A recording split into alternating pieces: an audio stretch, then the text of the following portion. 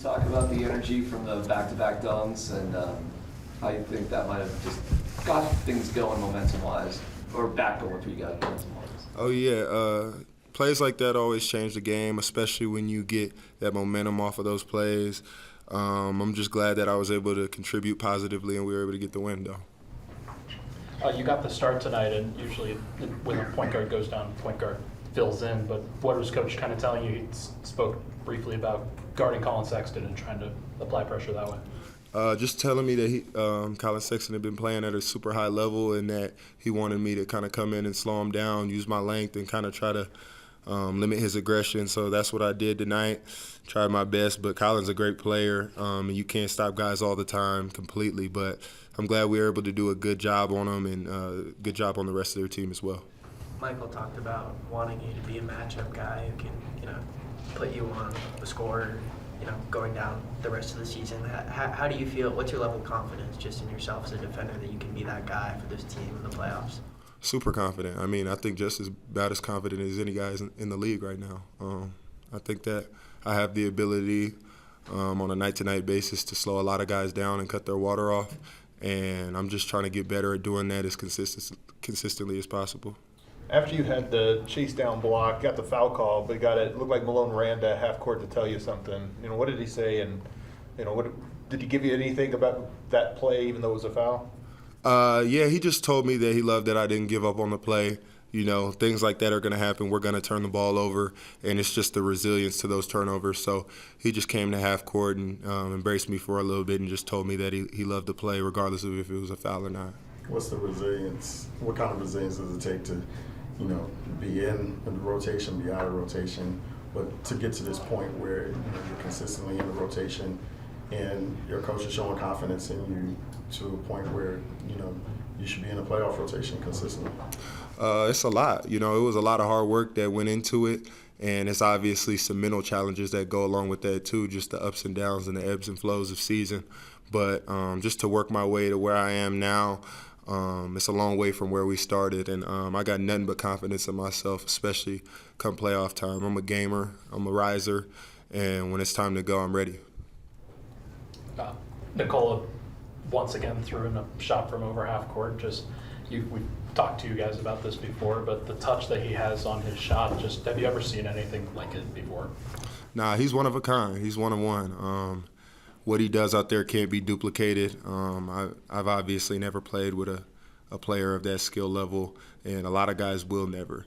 So it's something that, on a night-to-night basis, it's a spectacle to watch. But sometimes I just got to pinch myself and remind myself that I'm out there playing too, because sometimes you just get caught up watching that guy. He's so great. So just to see him do that time and time again, it's almost like we don't even react anymore. There is no running to half court, jumping on his back and celebrating like, we won the finals. It's just, I guess those are makeable shots for him. You had both tonight, but what do you like better, a highlight dunk or a highlight block? I'll definitely say a block just because, it keeps points off the board. And a lot of times I'm able to keep the blocks in play. And that's good run-outs for us. That's easy transition buckets, especially with us being the number one transition team in the league. I think just keeping as many points off the board as possible is what we need. We're a team that we don't have problems scoring. It's all about keeping guys from, coming in and scoring on us. So I'd definitely say a block. So when you close your eyes tonight and think about tonight, you're going to think about the block, not the windmill dunk. No, I'm going to think about both. I'm going to think about both. I'm going to watch both of them a few times, for sure. Do you feel like your knowledge of where to be just in the spacing in the offense is increased? Yeah, 1,000%. 1,000%. One thing that I've learned, especially with our guys, is just to watch their eyes. There's a lot of subtle hints that Jamal and Nikola give that kind of set off an alarm in my head, like, oh, you should be here, or you should cut now, or you should space out. And, just playing with them, it makes everything so easy. But, it's something that takes a while to get used to.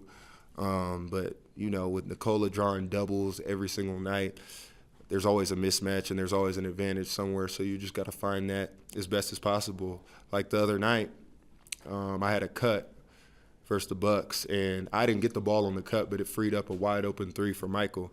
And I think that that's a big play regardless. If I can get somebody an open shot and get a cut assist, that means a lot too. So just doing what I can to make things easier on our team.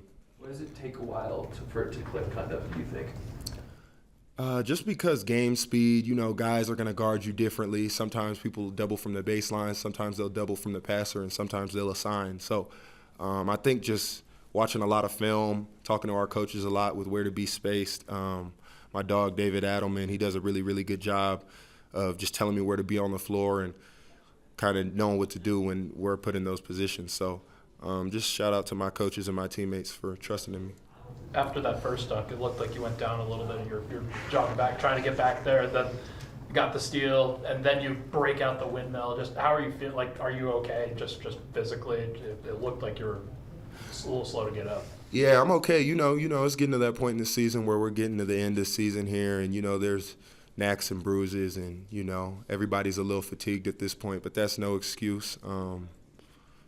On that play, I was just thinking work smarter, not harder. I saw my teammates had it down on the other end, so I kind of sauntered up the court. And once I saw we had the ball, I got a little bit more energy again.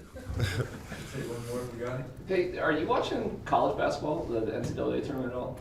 I watched a little bit of it, yeah. I'm curious if it's hit you that you're younger than a lot of guys that are playing in that tournament right now. Yeah, it's crazy. It's crazy. When me and Julian were actually watching some of the games, and I was just telling him it's crazy that I've been in the league for 3 years, and there are guys that were in college a year before me still in college, which is crazy, and isn't a knock to those guys.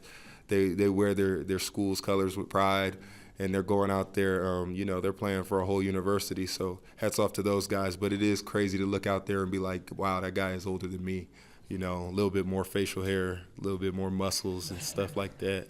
But I'm going to get there. You have a quick one, Luca? You good? Cool. All right, Thank you. Thanks, guys.